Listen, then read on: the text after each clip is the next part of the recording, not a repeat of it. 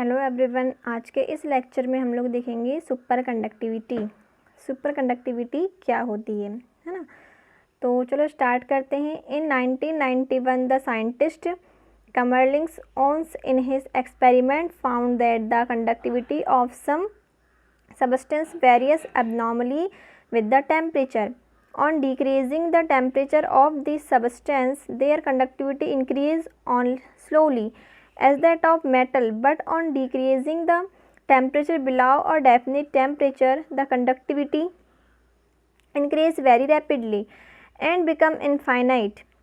The resistivity becomes zero. This phenomenon is called superconductivity. Super conductivity में क्या होता है? कंडक्टर यानी क्या होता है? चालक। और सुपर कंडक्टिविटी यानी क्या हो जाएगा? अति चालकता, है ना। तो क्या होता है? 1991 में साइंटिस्ट कमरलिंग ओन्स ने एक एक्सपेरिमेंट किया एंड फाउंड द कंडक्टिविटी, और कुछ क्या पाया देखिए, of some substance various abnormally with the temperature. उन्होंने देखा कि जो कुछ सबस्टेंस की जो कंडक्टिविटी होती है अब नॉर्मली होती है, मतलब कि नॉर्मली नहीं होती है, टेम्परेचर के साथ नॉर्मली नहीं होती है, असाधारण होती है। कैसे देखिए, on decreasing the temperature of this substance, यदि उन सबस्टेंस का यदि हम टेम्परेचर को डिक्रीज कर दें तो क्या होता है उनमें? There conductivity increase slowly. तो उनका जो कंडक्टिविटी क्या हो जाती है? धीरे धीरे इंक्रीज होते जाती है। यदि हम क्या कर दें, उनका टेम्परेचर को डिक्रीज कर दें तो कंडक्टिविटी कैसी होती जाती है? उनकी इंक्रीज होते जाती है धीरे धीरे, as that of metal. But on decreasing the temperature below a definite temperature, लेकिन एक डेफिनेट टेम्परेचर के नीचे और उस टेम्परेचर को हम कम करें तो जो कंडक्टिविटी होती है इंक्रीज वेरी रैपिडली, तो वो जो कंडक्टिविटी और तेज़ी से क्या होने लगती है? बढ़ने लगती है। एंड बिकम इनफाइनाइट, और इतनी बढ़ने लगती है कि वह इनफाइनाइट हो जाती है। तो यही फेनोमेनन क्या कहलाती है? Super conductivity. कंडक्टिविटी का बहुत ज़्यादा बढ़ना क्या कहलाता है? सुपर कंडक्टिविटी, सिंपल सी लैंग्वेज में, है ना। इसे हम फिर से रिवाइज करते हैं।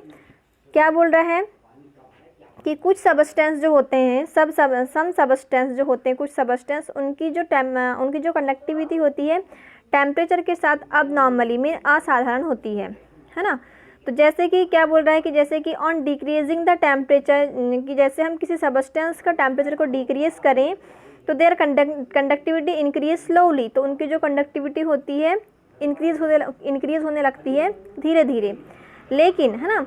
But on decreasing the temperature below a definite temperature, लेकिन उसे एक डेफिनेट टेम्परेचर से भी कम टेम्परेचर में यदि हम उस टेम्परेचर को बिलो करें, डिक्रीज करें, तो जो कंडक्टिविटी होती है उस कंडक्टर की वह बहुत तेज़ी से क्या होती है? बढ़ने लगती है ना। बहुत तेज़ी से बढ़ने लगती है और इतनी बढ़ जाती है कि वो इनफाइनाइट हो जाती है। तब इस फेनोमेनन को हम क्या कहेंगे? Super conductivity. ठीक है, आई थिंक आप लोगों को समझ में आया होगा कि सुपर कंडक्टिविटी क्या होती है। यानी कि टेम्परेचर को हम यदि एक बोलना चाहिए स्टेबल टेम्परेचर से यदि और बिलो करें तो उसकी कंडक्टिविटी बहुत तेज़ बढ़ने लगती है। तो यही फेनोमेनन क्या कहलाती है? सुपर कंडक्टिविटी, है ना। अब आगे देखते हैं। The temperature at which the specific resistance of a substance become zero is called the critical temperature. अब क्या बोल रहा है? The temperature at which the specific resistance of a substance become zero, यानी कि ऐसा टेम्परेचर जिसके साथ उस सबस्टेंस की स्पेसिफिक रेसिस्टिविटी क्या हो जाए? ज़ीरो हो जाए। उस सबस्टेंस की स्पेसिफिक रेसिस्टेंस क्या हो जाए? ज़ीरो हो जाए। तब उस टेम्परेचर को हम क्या कहेंगे? Critical temperature. ठीक है, तो यहाँ से क्रिटिकल टेम्परेचर की भी डेफिनेशन निकल के आती है। क्या बोल रहा है? ऐसा टेम्परेचर, किसी सबस्टेंस का ऐसा टेम्परेचर जिस पर उसकी स्पेसिफिक रेसिस्टेंस क्या हो जाए? ज़ीरो हो जाए सबस्टेंस का, तो हम उस टेम्परेचर को हम क्या कहेंगे? Critical temperature. In other word, eight critical temperature the resistance of a substance become zero, यानी कि अदर वर्ड्स में हम कहें तो एक क्रिटिकल टेम्परेचर पर किसी सबस्टेंस का रेसिस्टेंस क्या हो जाता है? यदि ज़ीरो हो जाए, and the substance behave like a super conductor, और वह सबस्टेंस किसके जैसे बिहेव करे? सुपर कंडक्टर की ओर जैसे बिहेव करे। तो स्वाभाविक सी बात है, यदि रेसिस्टेंस जीरो हो जाए, मतलब रेसिस्टेंस में क्या होता है? प्रतिरोध, रुकावट, यदि जीरो हो जाए तो कंडक्टिविटी क्या हो जाएगी? बहुत ज़्यादा बढ़ जाएगी, है ना। तो क्रिटिकल टेम्परेचर पर क्या हो जाता है? वह सबस्टेंस सुपर कंडक्टर के जैसे क्या करने लगता है? बिहेव करने लगता है। The electron began to flow through it and if the resistance is zero, है ना। जिस प्रकार से उसका रेसिस्टेंस क्या हो जाता है? ज़ीरो हो जाता है। Thus the phenomenon of substance at a low temperature to offer a zero resistance in flow of current through it is called the superconductivity, है ना। तो ऐसी फेनोमेनन ऑफ सबस्टेंस, ऐसी फेनोमेनन है, ऐसी क्रिया जिसमें सबस्टेंस, है ना, सबस्टेंस का क्या हो जाए, लो टेम्परेचर रखने पर उसका रेसिस्टेंस क्या हो जाए, जीरो हो जाए और वहाँ से करंट फ्लो होने लगे, तो हम उसे क्या कहेंगे, सुपर कंडक्टिविटी, है ना। अब आगे देखते हैं कॉज ऑफ सुपर कंडक्टिविटी। तो इसका कारण क्या है, सुपर कंडक्टिविटी का क्या कारण है, देखिए क्या कारण है। Although the scientists do not know the actual cause of superconductivity till that, मतलब कि अभी तक की डेट में जो साइंटिस्ट हैं उन्होंने एक्चुअल कारण नहीं बताया कि सुपर कंडक्टिविटी किस वजह से होती है, लेकिन उन्होंने एज्यूम किया है। But it is assume that at the critical temperature the free electron inside the substance instead of behaving as the separate identity. उन्होंने क्या एज्यूम किया है, it is assume that at the critical temperature पर क्या होता है, जो free electrons जो होते हैं, है ना, किसी सबस्टेंस के अंदर, तो वह अलग अलग न रहकर behaving a separate identity form couple which are not affected by the variation. तो क्या बोला, instead of behaving as a separate identity, तो वह अपने अलग अलग, सेपरेट मतलब कि फ्री इलेक्ट्रॉन कैसे रहते हैं, अलग अलग रहते हैं, तो वह सेपरेट आइडेंटिटी को छोड़ करके इसके जैसे बिहेव करते हैं। From couple with are not affected, वह एक कपल के जैसे रहते हैं, मतलब कि जोड़े में रहते हैं वो electron, free electron, which are not affected by the variations of the positive ions. तो जब वह फ्री इलेक्ट्रॉन्स जब वह कपल के फॉर्म में रहते हैं तो उनके सामने जो पॉजिटिव आयंस जो आते हैं, जो उनको रुकावट डालते हैं, तो वह अब इस चीज़ में नहीं होता है, मतलब कि फ्री इलेक्ट्रॉन के अब सामने पॉजिटिव आयंस का कोई इफेक्ट नहीं होता है। अब जब फ्री इलेक्ट्रॉन के सामने जब पॉजिटिव आयंस नहीं आ रहे हैं, उनका कोई इफेक्ट नहीं हो रहा है, मतलब कोई भी रुकावट नहीं हो रही है, मतलब रेसिस्टेंस क्या हो रहा है, जीरो हो रहा है, और रेसिस्टेंस जीरो हो रहा है इट मीन्स क्या, उसकी कंडक्टिविटी बहुत अधिक बढ़ रही है, और मतलब इसे हम क्या कहेंगे, सुपर कंडक्टिविटी। तो वही बोल रहा है कि वह कोई इफेक्ट नहीं होता इसका वाइब्रेशंस ऑफ पॉजिटिव आयंस से, hence this coupled free electron move without suffering collision with the positive ions. इस प्रकार से यह बिना टक्कर के, बिना कष्ट के फ्री इलेक्ट्रॉन वहाँ से मूव करते रहते हैं। This is why the resistance of super conductor is zero. इसीलिए क्या होता है, सुपर कंडक्टर में रेसिस्टेंस क्या होता है, उसका जीरो होता है। ठीक है, अब देखते हैं यूज़ ऑफ सुपर कंडक्टर।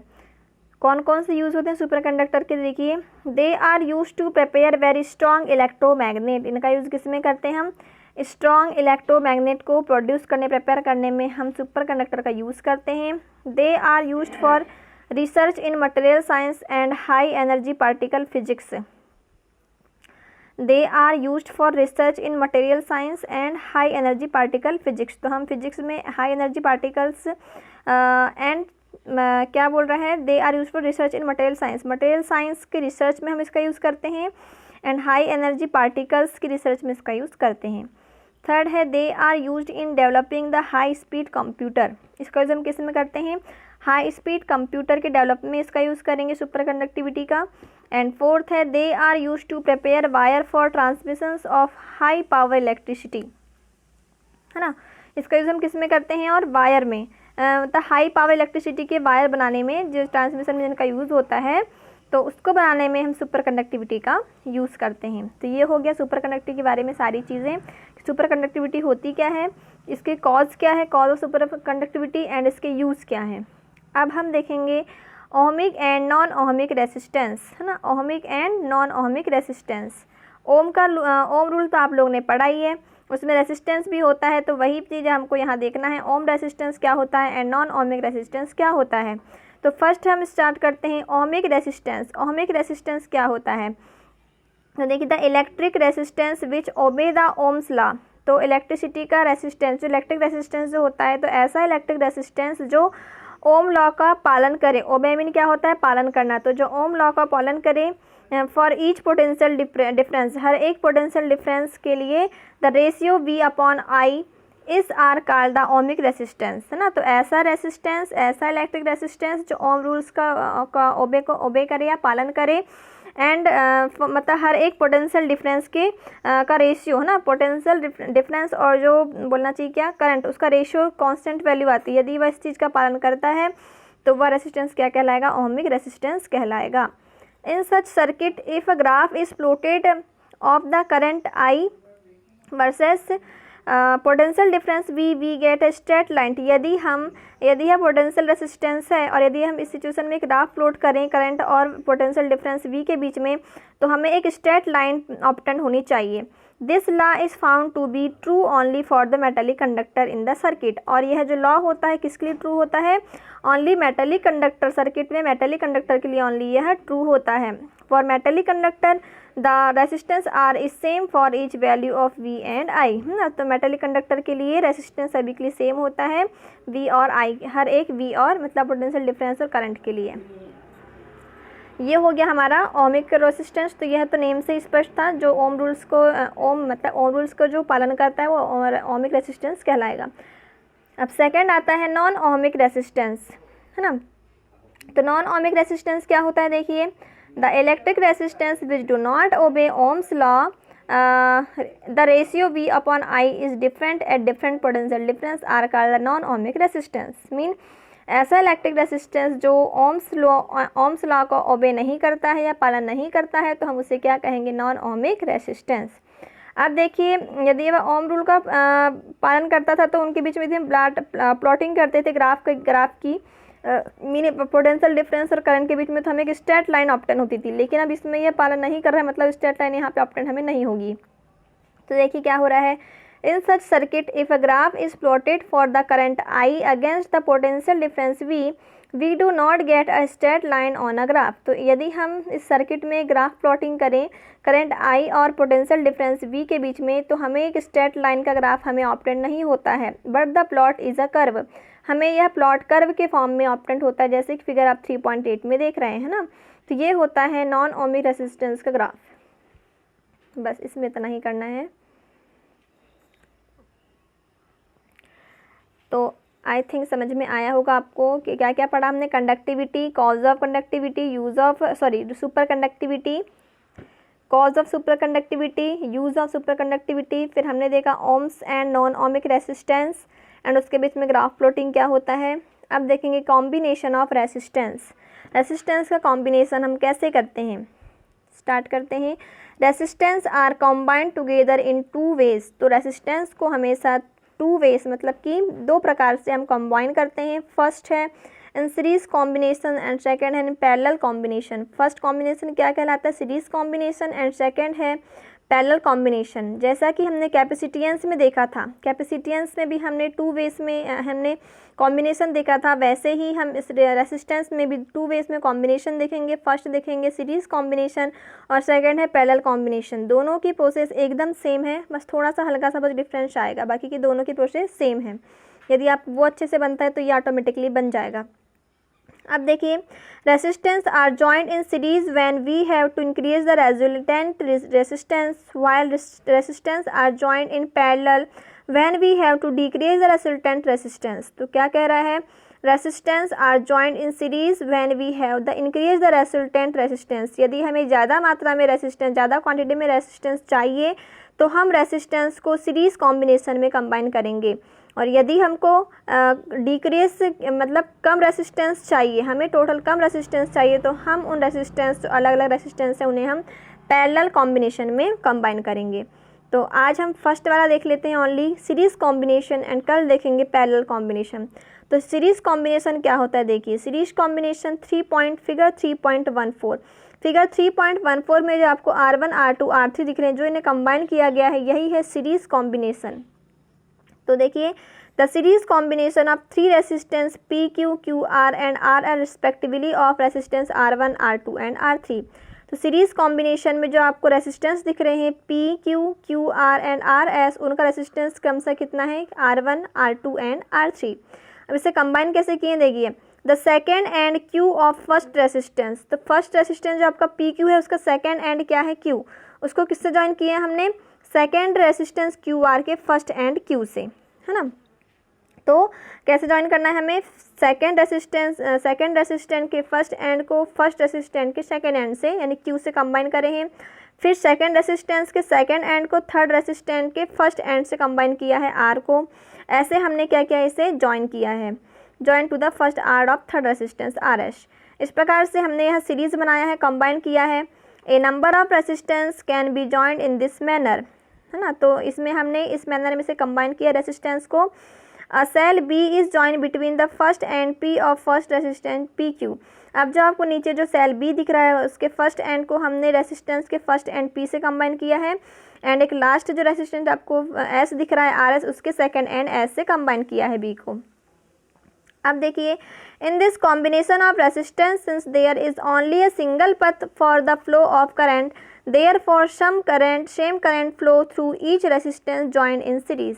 तो यह जो कॉम्बिनेशन आपको दिख रहा है रेसिस्टेंस का, इसमें क्या होगा, since there is only single path of the flow of current, तो इसमें जो आपको करंट का जो पथ दिख रहा है ओनली एक ही पथ दिख रहा है, सिंगल पथ दिख रहा है, इसलिए यहाँ पे सारी रेसिस्टेंस से एक ही क्वांटिटी में करंट क्या होंगे, यहाँ से फ्लो होंगे।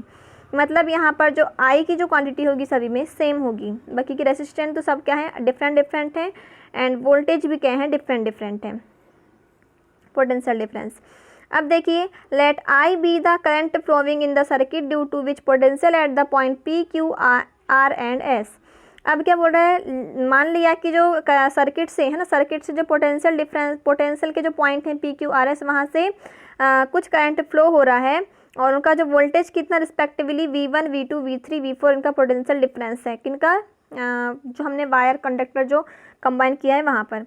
अब दे बाय ओम्स लॉ, अब ओम्स लॉ के अकॉर्डिंग क्या हो जाएगा, potential difference across the resistance R1, R is equal क्या हो जाएगा, potential difference across the resistance R1, यानी कि जो रेसिस्टेंस आपको जो R1 दिख रहा है उसमें पोटेंशियल डिफरेंस कितना होगा, V1 minus V2, and V1 minus V2 is equal क्या होता है, IR, V इजिकल क्या होता है, IR होता है, तो वहीं से क्या जाएगा, V1 minus V2 is equal I into R1।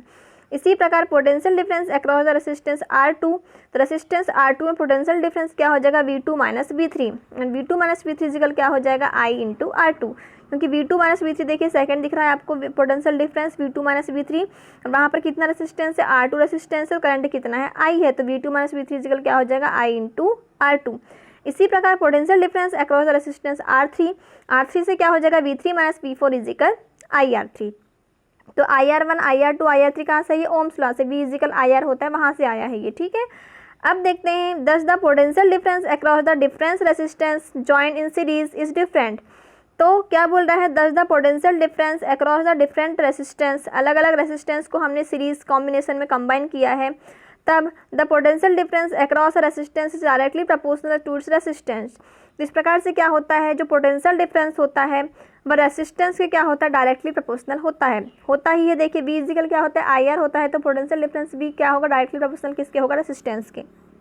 इस प्रकार से averagely the total potential difference across the ends P and R's of the combination is, इस प्रकार से टोटल रेसिस्टेंस कितना हो जाएगा, V1 माइनस V4। यदि हम सभी को एक मान लें तो क्या हो जाएगा, टोटल रेसिस्टेंस क्या हो जाएगा, पोटेंशियल डिफरेंस क्या हो जाएगा, V1 माइनस V4। अब V1 माइनस V4 को हम बना सकते हैं, यदि हम एक बार V2 को प्लस करें, एक बार V2 को माइनस करें, और एक बार V3 को प्लस करें, एक बार V3 को माइनस करें, तो कोई इफेक्ट नहीं होगा, है ना। तो ऐसा ही किया इसने, यहाँ पर पहले V1 माइनस V4 में एक बार V2 एंड V3 को ऐड किया, सब्सट्रैक्ट किया, और V3 और V3 को एक बार ऐड किया, सब्सट्रैक्ट किया, फिर उससे क्या किया, इसे ब्रैकेट में ले लिया।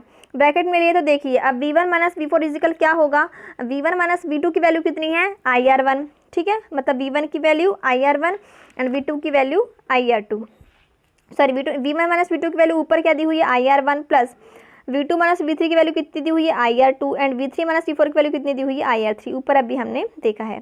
अब देख तीनों में आपको क्या कॉमन दिख रहा है, I कॉमन दिख रहा है, तो हमने ये I कॉमन लिया, और बीच में क्या बचेगा, R1, R2, R3, ठीक है।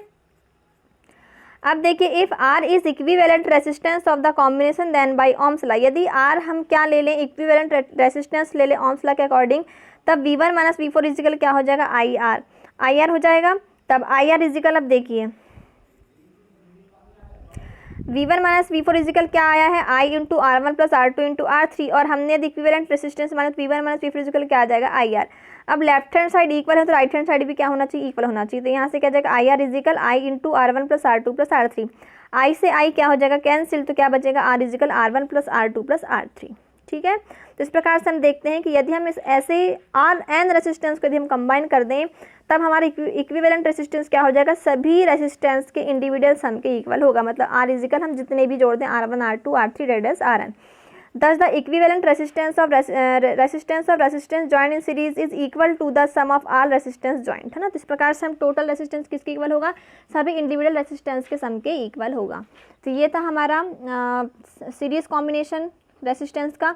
और सेम हमने कैपेसिटेंस में भी सेम यही देखा था हमने, सीरीज में कैसे कंबाइन होते हैं, तो वैसे ही रेसिस्टेंस में था। तो आई थिंक आप लोगों को समझ में आया होगा। आज के लिए इतना ही, थैंक यू।